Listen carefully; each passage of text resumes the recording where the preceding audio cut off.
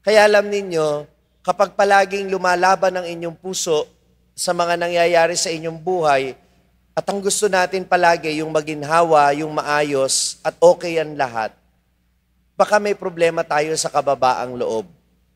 Baka mayabang tayo dahil akala natin kaya natin ang lahat.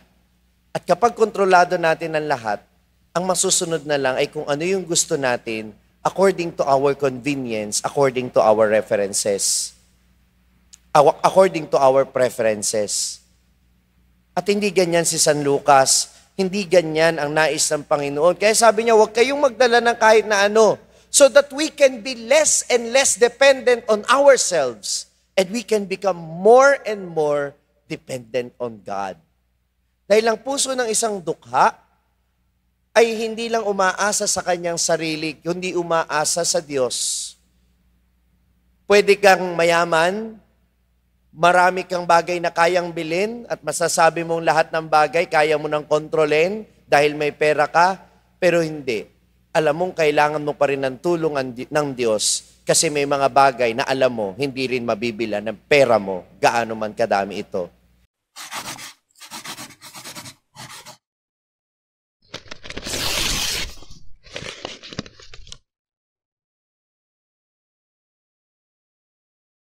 Sumainyo ang Panginoon at sumayo rin. ang mabuting balita ng Panginoon ayon kay San Lucas. Papuri sa iyo, Panginoon. Noong panahong iyon, ang Panginoon ay humirang ng 72, pinaunan niya silang dala-dalawa sa bawat bayan at puok na patutunguhan niya. Sinabi niya sa kanila, sagana ang aanihin, ngunit kakaunti ang mga manggagawa. Idalangin ninyo sa may-ari na magpadala siya ng mga manggagawa sa kanyang bukirin. Humayo kayo, sinusugo ko kayong parang mga kordero sa gitna ng mga asong gubat. Huwag kayong magdala ng mga lukbutan, supot o panyapak. Huwag kayong titigil sa daan upang makipagbatian kanino man. Pagpasok ninyo sa alinmang bahay, sabihin muna ninyo, maghari nawa ang kapayapaan sa bahay na ito. Kung maibigin sa kapayapaan ang nakatira roon, sasaka nila ang kapayapaan. Ngunit kung hindi, hindi sila magkakamit nito. Manatili kayo sa bahay na inyong tinutuluyan. Kanin ninyo at inumin ang anumang idulot sa inyo, sapagkat ang manggagawa ay may karapatang tumanggap ng kanyang upa. Huwag kayong magpalipat-lipat ng bahay. Kapag tinanggap kayo sa ilinmang bayan, kanin ninyo ang anumang ihain sa inyo. Pagalingin ninyo mga may sakit doon at sabihin sa bayan, nalalapit na ang paghahari ng Diyos sa inyo. Ang mabuting balita ng Panginoon. Pinupuri ka namin, Panginoong Hesukristo.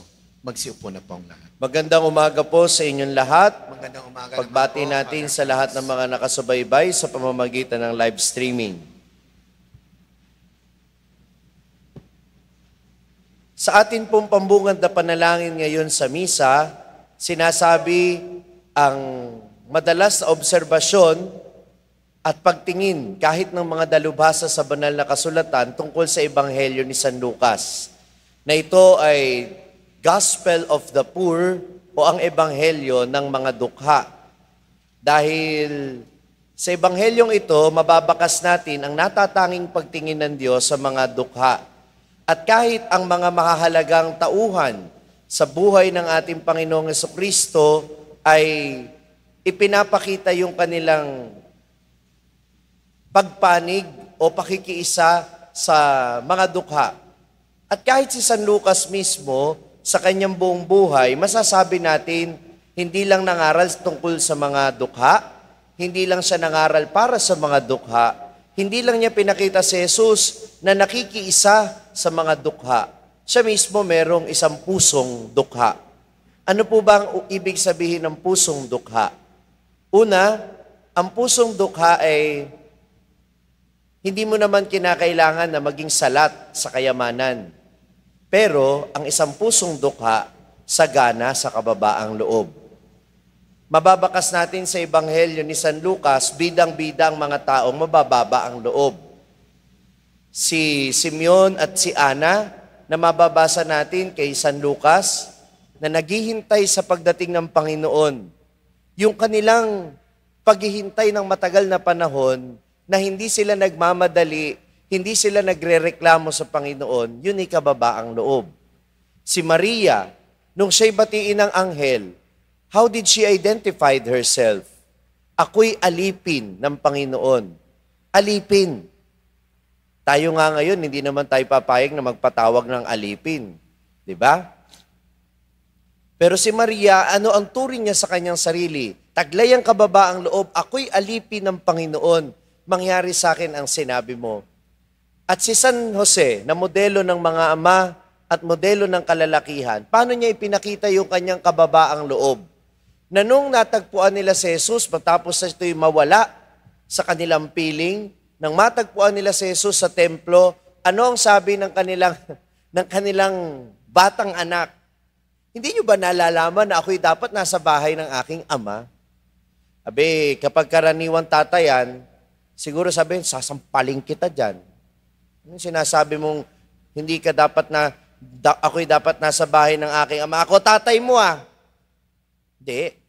Alam ni San Jose na ang totoong ama ng Panginoon ay ang kanyang ama sa langit.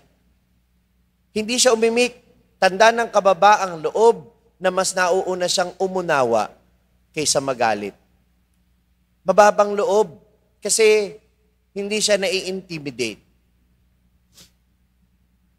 At ang ating Panginoong mismo, pinili niya na maisilang sa isang kaawa-awa na sitwasyon. Sa isang abang sabsaban siya pinanganak.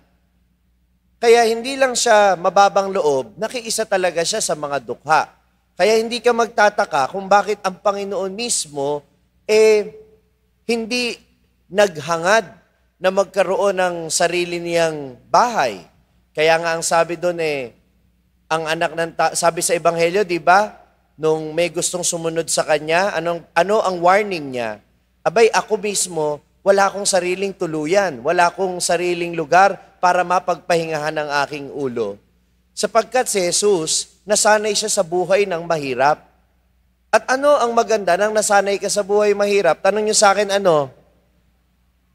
Pag sanay ka sa buhay ng hirap, hindi ka masyadong umaasa sa ginhawa. Kaya kahit mahirap ang buhay, hindi ka magrereklamo. Kaya sinabi ng Panginoon ngayon, sa Ebanghelyo, nung hinayo niya yung 72, ayon sa tradisyon, si San Lucas daw po ay kasama doon sa 72. Bagamat wala namang ebidensya doon sa sinasabi ng tradisyon na yon, maaari din naman talagang kasama siya doon. Ang sabi niya, ni Jesus, huwag kayong magdala ng kahit na ano, huwag kayong magdala ng lukbutan, ng panyapak, o bihisan. Huwag kayong magdala ng kahit na ano. At kung kayo man ay bakituloy doon, huwag kayong magrereklamo, kainin ninyo kung anong meron doon. Huwag kayong maghanap ng ginhawa. Kung ano yung dinatnan ninyo, tiisin ninyo, pagtiyagaan ninyo. Sapagkat ang puso ng isang dukha, hindi mataas ang expectation. Kaya niyang tanggapin anuman yung sitwasyon. Kaya alam ninyo, kapag palaging lumalaban ang inyong puso sa mga nangyayari sa inyong buhay, at ang gusto natin palagi yung maginhawa, yung maayos, at okay ang lahat, baka may problema tayo sa kababaang loob. Baka mayabang tayo dahil akala natin kaya natin ang lahat. At kapag kontrolado natin ang lahat, ang masusunod na lang ay kung ano yung gusto natin according to our convenience, according to our references, according to our preferences. At hindi ganyan si San Lucas, hindi ganyan ang nais ng Panginoon. Kaya sabi niya, huwag kayong magdala ng kahit na ano, so that we can be less and less dependent on ourselves, and we can become more and more dependent on God. Dahil ang puso ng isang dukha ay hindi lang umaasa sa kanyang sarili, kundi umaasa sa Diyos. Pwede kang mayaman, Marami kang bagay na kayang bilhin at masasabi mong lahat ng bagay kaya mo nang kontrolin dahil may pera ka, pero hindi. Alam mong kailangan mo pa rin ng tulong ng Diyos kasi may mga bagay na alam mo hindi rin mabibila ng pera mo, gaano man kadami ito. Amen ba yon? Yan ang puso ng isang dukha. Dahil meron din namang mga mahihirap, wala na ngang pera, wala na ngang kabuhayan masyado, kung umasta, akala mo pa kaya nilang kontrolin ng lahat. Akala mo entitled sa lahat. Binigyan mo na ng tulong, nagrereklamo pa. Kulang. Ba't ito lang? Dukha ka nga sa bulsa. Pero ang puso mo naman hindi dukha. Bakit? Entitled ka. Sakim, mapanghangad. Dahil ang puso ng dukha ay mababang loob. Ang puso ng dukha, marunong makontento sa kung ano ang meron, hindi mapaghangad. Amen ba yon? At panghuli, ang puso ng dukha, hindi nagmamarunong. Laging handang matuto. Hindi nahihiyang magtanong. Si San Lucas, alam niyo bang doktor yan? Doktor. Kaya nga po sinasabi na sa mga huling sandali ng mahal na birhen, siya kasama. Siya ang caregiver. Kaya sa ebanghelyo lang niya matatagpuan ang salaysay ng kapanganakan ng Panginoon. Kasi anong gagawin nila nung magkasama sila sa bahay? E di magkukwentuhan. At malamang sa malamang, dahil si San Lucas ay dukha sa kanyang puso, alam niya na yung nalalaman niya ay kulang pa rin. At hindi siya nahiya na magsaliksik, magtanong sa mahal na birhen, at sa ilang mga tao na siguro'y natulungan din ng Panginoon. Kaya mayroong mga kwento na sa kanya lang natin matatagpuan, tulad ng kapanganakan ng Panginoon, ang kwento ng mabuting Samaritano, at ang kwento ng alibughang anak. Di ba ang mga kwentong ito'y patuloy na humahamon sa atin at nakaaantig ng ating damdamin? Dahil napaka-personal ng dating. Dahil alam nating nangyayari sa totoong buhay. Pero kay San Lucas lang meron yan. Bakit? Dahil naranasan niya ang awa ng Diyos. Dahil ang pusong meron siya ay puso ng isang dukha.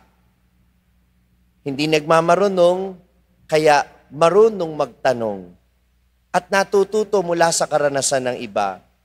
Isang puso na hindi mapaghangad, kaya anuman ang pagkakataon, tinatanggap niya yon bilang kalooban ng Panginoon.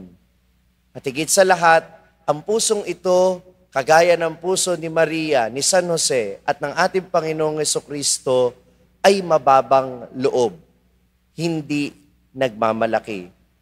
Kaya hilingin natin na sana, kagaya ni San Lucas, tayo din mismo, maging mga tagapagpahayag ng mabuting balita dahil sa mayaman nating karanasan at dahil din sa malawak nating kaalaman.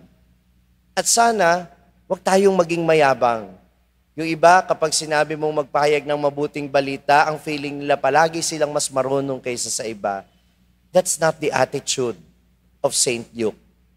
Para sa kanya, pare-pareho lang tayo, mga dukha sa paningin ng Diyos. Dahil lahat tayo nangangailangan ng awa. Lahat tayo, hindi natin alam kung anong inaasahan natin. Kaya dapat maging handa tayo anuman ang ating haharapin. At higit sa lahat tayo'y dukha sapagkat gaano man tayo kayaman, gaano man tayo karunong, palagi pa rin tayong may matutunan, palagi pa rin tayong may pwedeng matututunan, at palagi pa rin tayong maaaring tanggapin mula sa Panginoon. Amen. Kung na-bless ka ng pagninilay natin sa araw na ito, huwag mong kalimutang mag-subscribe sa page na ito at i-click ang bell button para manatiling updated sa tuwing nag-upload tayo ng mga pagninilay dito. At syempre, hindi pwedeng ikaw lang ang nabe-bless. Kung gusto mo ring ma-bless ang iyong mga kaibigan at mahal sa buhay, i-share ang link ng video na ito sa kanila. Ako po si Father Franz Dizon, ang content creator ng Sa Madaling Sabi na matatagpuan ninyo sa iba-ibang social media platforms. pari ng Diocese ng Malolos at ngayon ay matatagpuan na rin po ninyo ang aking mga pagninilay sa #1 Catholic app in the world, ang Hallow. 400,000 po na Pilipino na ang nakasubscribe sa Hallow. Ano pang inihintay ninyo? I-download na po ninyo ng libre ang Hallow app sa inyo pong Google Play Store o kaya naman ay Apple App Store. Magkita-kita po tayo hanggang sa aking susunod na pagninilay dito sa ating page, ang Sa Madaling Sabi.